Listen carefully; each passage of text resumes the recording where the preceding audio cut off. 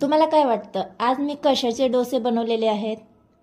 तर आज मी हेल्दी आणि टेस्टी असे मुगाचे डोसे केलेले आहेत. कसे केले? चला तर मग पाहूया. यासाठी मी काय केलं, 1 कप इथे अख्खे हिरवे मूग घेतलेले आहेत आणि यामध्ये साधारण 2 ते 3 चमचे इतकं तांदूळ घालून घ्यायचे. तांदूळ कोणतंही वापरलं तरी काही हरकत नाहीये, फक्त इंद्रायणी सोडून दुसरं कोणतंही वापरू शकता. आता हे सगळं आपल्याला पाण्यामध्ये भिजत ठेवायचं आहे. साधारण रात्रभर मी पाण्यामध्ये भिजत ठेवलं होतं आणि सकाळी 2 ते 3 पाण्याने स्वच्छ धुवून घेतलं आणि हे आता आपल्याला मिक्सरमध्ये बारीक करून घ्यायचं आहे. बारीक करत असतानाच यामध्ये कोथिंबीर, हिरव्या मिरच्या, लसूण पाकळ्या आणि आल्याचे तुकडे घालून घेतलेले आहेत.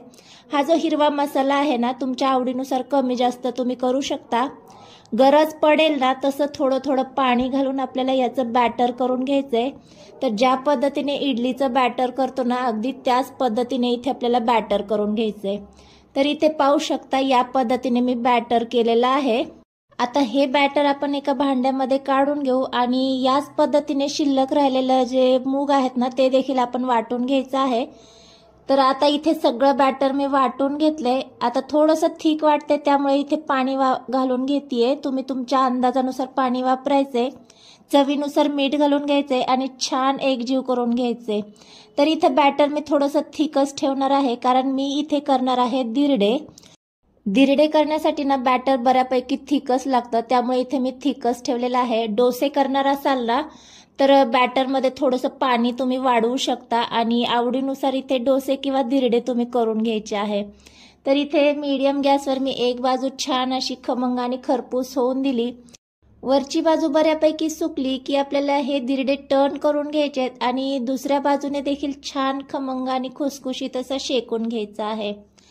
आपण मूग भिजत घालते वेळी त्यामध्ये थोडेसे तांदूळ घातले होते ना, त्याने काय होतं, आपले जे धिरडे किंवा डोसे आहेत ना ते छान कुरकुरीत होतात. त्यामुळे इथे मी तांदळाचा वापर केलेला आहे. प्लेन तुम्ही मूग भिजत घातले तरी काही हरकत नाहीये. तर मस्त गरमागरम इथे आपले धिरडे झालेले आहेत. सोबत खाण्यासाठी इथे मी टोमॅटोची चटणी केलेली आहे. या धिरड्यासोबत ही टोमॅटोची चटणी ना अप्रतिम अशी लागते. एकदा नक्की ट्राय करा. आणि ही चटणी जर तुम्हाला कशी केली पाहायची असेल ना तर लिंक मी खाली डिस्क्रिप्शनमध्ये देईल, तिथून तुम्ही पाहू शकता. खूपच भन्नाट आणि टेस्टी ही चटणी लागते. आजचा व्हिडिओ तुम्हाला कसा वाटला? व्हिडिओ तुम्हाला आवडला असेल ना तर प्लीज एकदा व्हिडिओला लाईक करा. चॅनलवर नवीन आला असाल तर चॅनलला मात्र सबस्क्राईब केल्याशिवाय जाऊ नका. भेटूया नेक्स्ट व्हिडिओमध्ये. तोपर्यंत बाय.